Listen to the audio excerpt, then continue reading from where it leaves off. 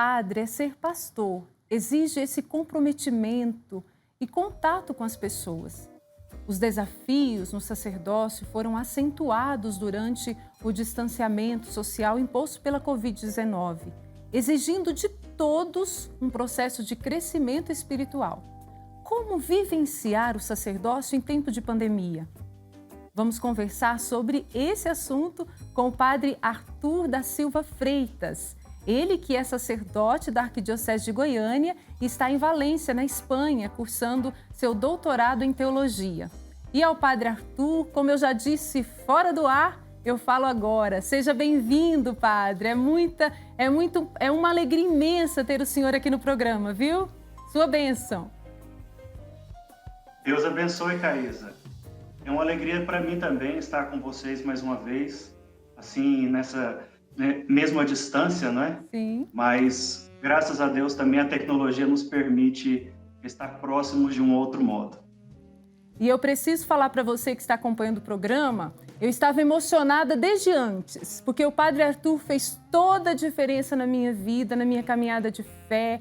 Foi um pastor mesmo em uma época da minha vida que eu passei por dificuldades, indecisões, inseguranças, e o padre Arthur lá por perto, rezando, cuidando da gente. Então, por isso que eu sou tão grata, porque o padre fez muita diferença com o seu sacerdócio na minha vida. Mas, padre, para as pessoas que estão em casa nos assistindo, fala aí para nós onde o senhor está. Eu já falei, né, na Espanha, mas conta aí para nós como que está a pandemia. Fala um pouquinho para a gente aí de tudo que o senhor está vivendo aí na Espanha. Então, eu sou padre da Arquidiocese de Goiânia, mas estou aqui na Espanha completando meus estudos, né? Como você disse, fazendo doutorado em teologia. A minha pesquisa é na área da evangelização, da nova evangelização. E estou aqui, ao mesmo tempo fazendo doutorado, também tenho trabalho pastoral, né? Tive a graça de ser nomeado pelo cardeal arcebispo de Valência como administrador paroquial aqui em 3 paróquias da Arquidiocese de Valência. São 3 pequenas paróquias. Eu estou numa realidade bem rural, na região de montanhas da Arquidiocese de Valência. São paróquias bem pequenas, já despovoadas, onde está uma população maioritariamente idosa, né? E estou vivendo aqui o meu sacerdócio de um modo diferente do que eu vivia quando estava na Arquidiocese de Goiânia, né? Mas mesmo assim, mesmo sendo uma realidade muito diferente, e sobretudo pela própria condição que a pandemia nos impõe atualmente, mesmo sendo uma situação completamente diferente, eu tenho sentido que o sacerdócio é o mesmo, né? Porque o nosso sacerdócio é a participação no sacerdócio de Cristo. Uhum. O sacerdócio de Cristo é universal e independe de qual cultura, de qual tempo, de qual circunstância. É um sacerdócio que existe para levar as pessoas a Deus, para salvar, para curar, para restaurar, para apresentar a boa notícia. Então, independente da circunstância, independente do tipo de pessoas da paróquia, independente de tudo que pode estar acontecendo, eu tenho experimentado que o sacerdócio é um dom divino, né? Para o povo. Sim. É um dom divino para a humanidade. E eu me alegro muito de poder participar deste ministério que Deus me confiou. Que Ele me chamou e me deu, né? Sim. Ô padre, essa nomeação para o senhor ficar nas paróquias aí em Valência aconteceu antes do senhor voltar para aí, porque o senhor esteve aqui, ficou 6 meses e voltou para a Espanha? Ou aconteceu depois que o senhor já estava aí? Na verdade, assim, eu estive na Espanha por 2 anos fazendo um mestrado, mas na primeira experiência, quando foi o mestrado, eu não tinha paróquias, eu estava só por estudo, porque o mestrado exige que tenha aula todos os dias, né? Sim. Como o doutorado, ele permite, como é mais pesquisa, ele permite também a gente estar assim, inserido na realidade do trabalho pastoral. Então, depois que eu vim para Valência, então que eu recebi a missão, né, de cuidar dessas paróquias. Então, essa missão de assumir essas paróquias aqui, eu recebi depois que cheguei. Entendi. A cultura, a realidade da Espanha é um pouco diferente aqui do Brasil, não é, padre? O senhor pode falar isso com propriedade. Diante da cultura daí, da realidade daí, de Valência, que o senhor está, quais foram os desafios com a pandemia enfrentados pelo senhor para evangelizar? O primeiro desafio foi da conversão pessoal, né? Eu digo, assim que começou a pandemia, a situação da pandemia, aqui nós tivemos 100 dias de total, se fala no Brasil, lockdown, né? Total fechamento. A gente só podia sair na porta de casa para ir no mercado, para tirar o lixo.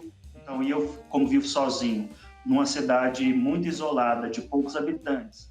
Então, assim, para mim foram 100 dias de uma experiência quaresmal de conversão, de repensar a minha vida, repensar o meu ministério, ou seja, foi primeiro uma experiência de conversão pessoal. Depois disso, quando passou esse período e permanece a realidade da pandemia, então vem um período de adaptação, né? As nossas realidades pastorais precisam se adaptar. O que antes nós podíamos fazer, agora não podemos fazer do mesmo modo. Sim. De modo que eu preciso, então, usar da criatividade, do discernimento, considerando a limitação, tanto minha, quanto das pessoas, quanto da realidade imposta. A paróquia do senhor, o senhor falou que prevalece o público idoso, é isso? Público idoso, sim, porque como são cidades bem pequenas, os jovens, as crianças, né, as famílias tiveram que ir para cidades maiores para buscar escola e trabalho. Aqui, como é uma realidade muito rural, então só ficaram mais os idosos. Tem poucos jovens, poucas famílias jovens, né, dizendo assim. Então, o trabalho basicamente com idosos, né, e também considerando o risco para eles, né, porque eles são os que estão é o grupo de maior risco em relação à pandemia. Então, considerando toda essa circunstância, a gente teve que se adaptar, né, considerando as normativas estabelecidas, as indicações dadas pelo arcebispo, a gente foi se adaptando. Hoje nós estamos, digamos, numa realidade já acomodada à situação, esperando que tudo isso passe para ver como vamos depois responder. O que vai voltar do que era antes, o que não vai voltar, o que a realidade nova vai nos propor. Eu acho que essa é a dinâmica do Espírito Santo, né? O Espírito Santo vai nos dando o discernimento e a possibilidade de anunciar o Evangelho em cada circunstância, em cada ambiente, né? E o ambiente do mundo de hoje é este. Esperamos que essa situação passe e temos confiança de que ela vai passar, mas outras virão também, não é? Nós não podemos estar simplesmente apegado ao passado, ao modo que era, que dia que as coisas vão voltar a ser como era. Só quando voltar a ser como era que nós vamos fazer tal coisa. Eu acho que a graça de ser cristão, de viver guiado pelo Espírito Santo, é ter a clareza, o discernimento de que nós não vivemos de passado. Nós atuamos no presente e venha o futuro como vier, o Evangelho é o mesmo, Deus é o mesmo, a graça de Deus é a mesma e nós precisamos anunciá-la. Ô padre, eu costumo sempre dizer, e até eu trago para a minha vida, uma luta diária, que independente do que está acontecendo fora de mim, no meu coração eu preciso fazer uma experiência única, porque tudo aqui passa. Só que daí como que eu vou estar diante de tudo que passou e que, como o senhor disse, pode vir outras coisas virão. E aí, como vai estar o meu coração? Eu preciso me fortalecer quando eu passo por uma dificuldade, quando eu enfrento algo. Eu não posso me entregar à dificuldade ou ficar vivendo tudo aquilo e deixando ficar muito grande aquela situação. Então eu preciso fazer experiência de Deus e do cuidado de Deus. Exato. Esses dias até estava numa conversa com o padre Vitor, que também está estudando em Roma, né? Não aqui na Espanha, mas na Itália. E eu estava numa conversa com ele e nós refletimos sobre a fé nesse tempo de pandemia, né? E até eu falei para ele, uma pessoa me perguntou que a gente precisa ter fé de que essas coisas vão passar. Claro, mas mais do que isso, ter fé para nós cristãos não é ficar com a imaginação de que isso vai passar. Isso é uma certeza, tudo passa. Ter fé é olhar para mim mesmo e dizer como eu vou passar por isso, como eu estou passando por isso, com que grandeza de alma, com que capacidade de estar atento às necessidades das pessoas que estão ao meu redor, sabe? Eu vejo que hoje nós estamos quase que sendo enganados por uma situação social que está tentando nos fazer não enxergar a verdade. É verdade. Nos colocando uns contra outros, numa briga sem sentido, numa disputa sem sentido para saber quem é culpado, quem não é, quem está certo, quem não está. Isso acontece demais nas redes sociais e às vezes passa inclusive para o âmbito familiar, para o âmbito de amizades, quando na verdade não é hora disso. A gente vê famílias enlutadas, pessoas passando fome, o número de desemprego crescendo. O único objetivo dos cristãos neste mundo, neste momento, deveria ser olhos abertos às necessidades, caridade em ação. As outras coisas, nós vamos cuidar delas depois. Quando isso passar, quando as coisas estiverem, digamos, melhores, nós vamos parar para pensar e discutir onde estiveram os erros, quem foram os culpados, colocar a justiça no lugar certo. Mas agora, como igreja, nosso dever não é entrar em disputa, como cristãos, não é entrar no meio de discussões, de brigas, enquanto tem gente passando fome. É como se estivéssemos dançando em cima do túmulo de pessoas que estão morrendo, desconsiderando o luto, desconsiderando diversas situações muito mais, digamos, urgentes, discutindo a liturgia, se pode, se não pode, que eu estou proibido de ir na missa. Sabe? São coisas que depois a gente vai tratar, que agora é hora de estabelecer como critério principal o dever da caridade. Isso nós não podemos nos tirar o dever. Verdade. Não posso me tirar o dever, não posso tirar de mim o dever de viver a caridade cristã. Muito bom, padre. E o senhor citou várias situações que as famílias estão enfrentando, que todos nós, como seres humanos, estamos enfrentando. E somos fracos, necessitamos de um pastor para nos conduzir. Aqui no Brasil, as missas estão sendo reduzidas, como o senhor já disse, né? Tem algumas adaptações. E também, às vezes, contato em algumas paróquias, o contato com o padre é mais difícil. Como que está aí? Fala como que o senhor está desenvolvendo esse pastoreio com as pessoas que estão precisando de uma direção. Aqui, as igrejas também têm um número reduzido, né, de presença dos fiéis. Por quê? Como uma das regras é o distanciamento social, é preciso manter sempre 1,5 m, 2 metros de distância entre uma pessoa e outra. Então, as igrejas estão com, digamos, com aforo reduzido à metade. Então, assim, cada igreja, cada ato de culto pode ter metade do que seria uma lotação numa igreja. Mas considerando a realidade da Europa, como as igrejas são maiores e a maioria delas também não estão cheias, né? Porque também aqui está a realidade do secularismo. Então, assim, acaba que todos os que querem vir à missa podem vir. É diferente do Brasil, que às vezes muitas pessoas que gostariam de estar não podem porque não cabe, né, na igreja.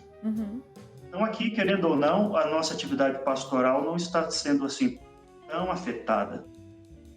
Porque eu posso atender às confissões, eu posso visitar os doentes, sempre mantendo as regras de higiene, né, e de cuidado, né, sobretudo com os idosos. Então, assim, existe uma limitação, mas se nós todos tivéssemos a consciência e cumpríssemos o nosso papel de cuidado para com o próximo, eu acho que a gente consegue fazer muito mais do que a gente está fazendo, inclusive. É verdade. Uma grande verdade, padre.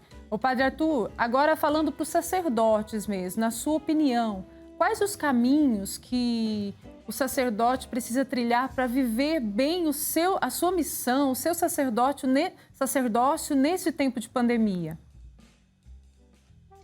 Eu quero dizer aos meus irmãos sacerdotes assim, uma palavra de ânimo, de muita esperança, porque, de fato, para nós, para a vocação que nós temos, o chamado que nós temos e a experiência que temos de estar sempre rodeados do povo, estar sempre nos sentindo tão amados pela presença do povo, e agora vendo a situação em que o nosso povo passa, né, o sofrimento pessoal, psíquico, emocional que os sacerdotes passam, né, e depois ainda alguns tendo que ouvir tantas coisas difíceis, né, por parte de pessoas que não têm uma boa visão e compreensão das coisas. Só queria dizer aos meus irmãos sacerdotes que nós não estamos sós. Nosso sacerdócio é de Cristo. E que, portanto, a nossa força está em Cristo. Na Eucaristia que a gente celebra, mesmo sem povo, mesmo sem um povo fisicamente presente, porque em toda a Eucaristia está o povo de Deus. Né? Mesmo quando já não tem muitas coisas para se fazer ou estamos impedidos de fazê-las, ainda resta o ser, que é o mais importante.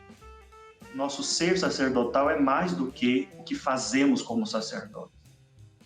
Nosso ser sacerdotal é a nossa união com Cristo para a salvação do povo de Deus. Então, a graça de Deus supera aquilo que ordinariamente nós somos capazes de fazer. A graça de Deus é extraordinária e ela vem em auxílio quando nós cumprimos aquilo que podemos.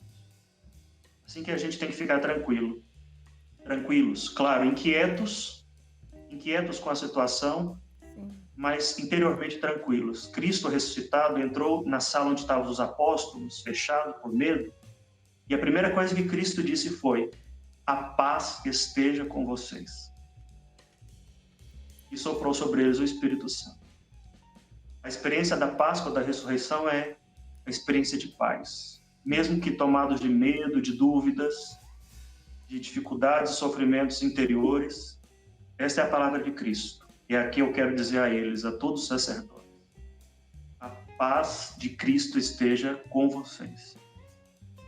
Amém, amém. O senhor falou aos sacerdotes. Agora, para terminar a nossa conversa, padre, eu gostaria que o senhor deixasse uma mensagem de ânimo, como pastor mesmo, para todos os devotos do Pai Eterno que estão acompanhando o programa. Então, a partir desta paz que eu recebo de Cristo, que eu tenho experimentado, eu quero dizer a todos vocês que nos escutam, a todos vocês que participam conosco neste momento e as outras pessoas que porventura venham assistir, que o que nós temos a oferecer, né, é aquilo que também os apóstolos, depois de fazer a experiência do ressuscitado, ofereceram para aquele homem que estava na porta do templo pedindo esmola. Não tenho ouro, não tenho prata, mas o que eu tenho eu te dou. Em nome de Jesus Cristo, levanta e anda. Em nome de Cristo, que se estabeleça a alegria, que se estabeleça a esperança. Aquilo que falta, aquilo que o coração necessita, aquilo que a alma necessita neste momento, que seja dado em abundância por Cristo a todos vocês. A nossa esperança é Cristo Jesus. Nós não colocamos nossa esperança em homens, ainda que tenhamos que confiar muitas vezes em alguns deles. A nossa esperança supera qualquer circunstâncias que vivamos neste mundo. De fato, são tempos difíceis, mas uma certeza ninguém pode tirar de nós. Cristo Jesus deu sua vida para que tenhamos vida em abundância. E está reservado para nós uma vida em Cristo que ninguém pode tirar, que ninguém pode roubar. Assim que eu dou uma palavra de coragem, de ânimo, de força, principalmente para as pessoas que vivem o luto, que sofrem hoje a perda de alguém querido, ou que os pais de família, mães de família que sofrem a dificuldade de pôr comida dentro de suas casas. Contem com a graça de Deus e contem com a Igreja de Cristo que está nesse mundo também por vocês. Amém. O senhor nos dê a bênção, padre. Claro. O Senhor esteja convosco. Ele está no meio de nós.